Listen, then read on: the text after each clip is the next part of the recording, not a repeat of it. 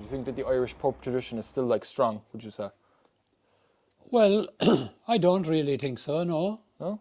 I think that maybe in 10 years' time, I don't know, will there be held a pub in Ireland? Do you think that the Irish pub tradition is in decline in recent years? Yes, definitely, yeah.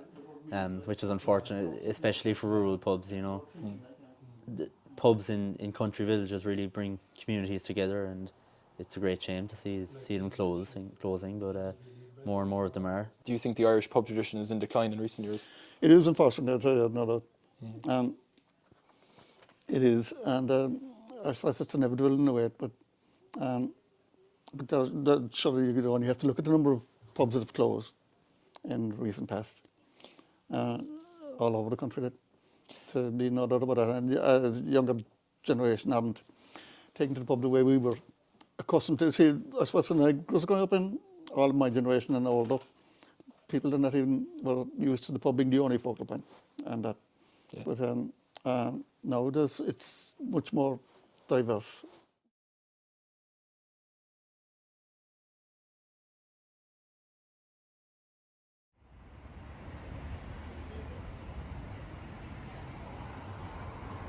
Do you think that the Irish pub tradition in general is dying? I don't know. See, there are some that are doing very strong, and then there are others then that aren't. Obviously, you know, like there's, you know, record amounts of pubs are closing. I think there's something like 30 bars across the county of Cork has closed just since COVID. And I know of more that just never reopened, just never got the funds to get it open again. You know, which is obviously it's a sad thing, but you know there are other bars then in the city, in particular, that are going from strength to strength, which is. Like Costigan's. Exactly, like Costigan's. You see other places then, like you've Dwyer's, JJ Walsh's, Clancy's, you know, they're absolutely booming, which is... I mean, even if the tradition's dying, it's good to preserve it through this fact, you know. Exactly, yeah, you know. Replicating it very well, like. Exactly.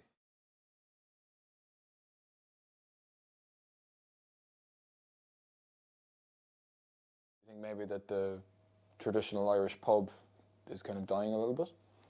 I think potentially, yeah, to some extent. I wouldn't say dying, but definitely on the decline. I think there is a bigger appeal, especially for younger people, to go to the bigger places. You hear a lot of people go to, let's say, to Brogue or to Old Oak. You want to go there instead of going to the more local pubs. Whether it's a bad thing or not, I suppose it depends which direction you're looking at it from.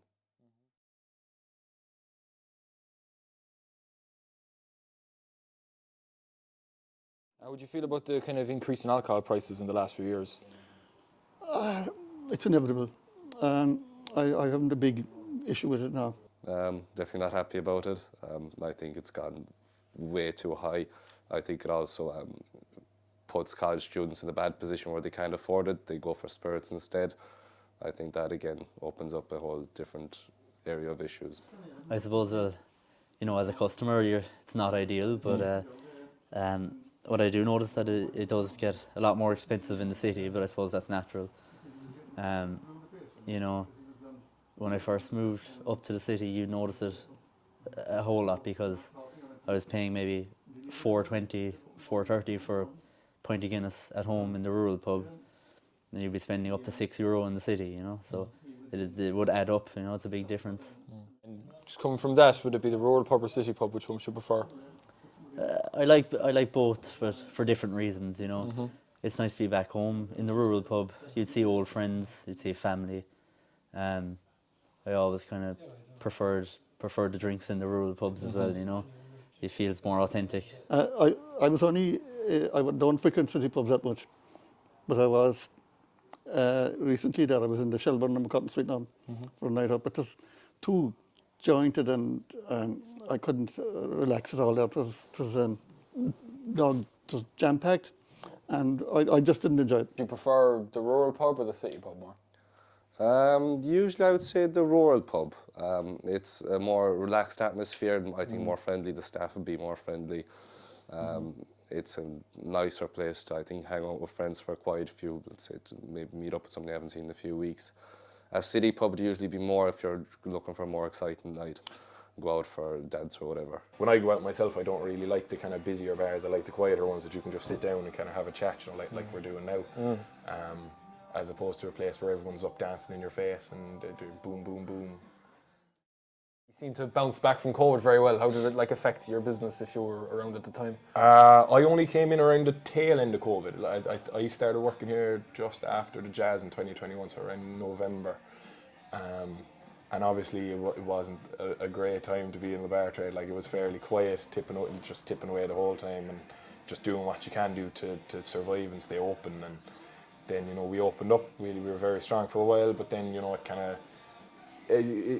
of hit a lull for a while, and then just since October, then it went very busy. You know, the months that are usually quiet for pubs, November and January, were two of the busiest months we had in the last 12 months, which is kind of unheard of, really. But I think that seems to be kind of across the board in most bars across Cork City. Like, Cork City is a lot busier now than it ever has been, I think. You know, every bar is full on a Saturday night. Every bar is, you know, very busy on a Friday night, which, you know, you wouldn't have seen 5-10 years ago. Was it a shock when COVID hit and pubs closed? There was no matches, no It training. was, anything like there that?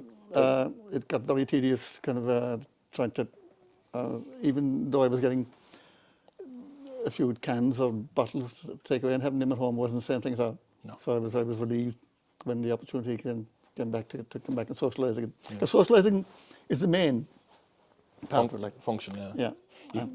Like, we feel when you're talking to people in the pub, you get stuff out that you don't usually get to at home.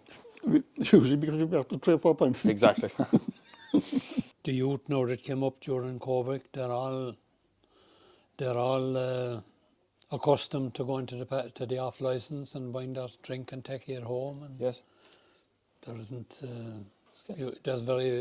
there isn't a lot of younger people coming in here now. As a college student, you'd be going out a lot. Like, how often would you go out, and what do you think the appeal of it is?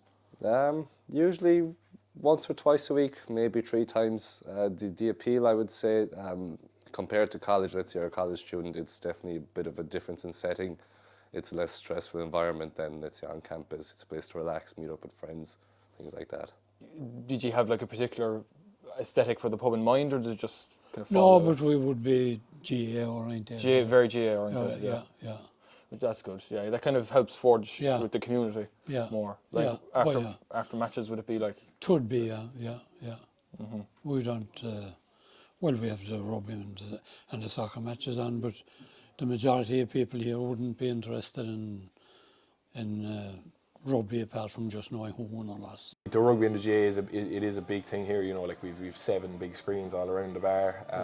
So on match day, it would be busy. It would be busy. Yeah. I try to not let it kind of take over. You know, same with the music. You don't want it to take away from what the bar is, but it is obviously a big draw for people to come into the bar and all of that. You know, like, I love rugby myself. I love GA. You know, if there's a match on, it'll be on the screens. You know, You'd want to watch it yourself, like. exactly. Yeah, but like, I always think that, like, the pub should attract people in itself. It shouldn't need a match to be on or anything like that for people to come here. It should be able to stand on its own feet. You know.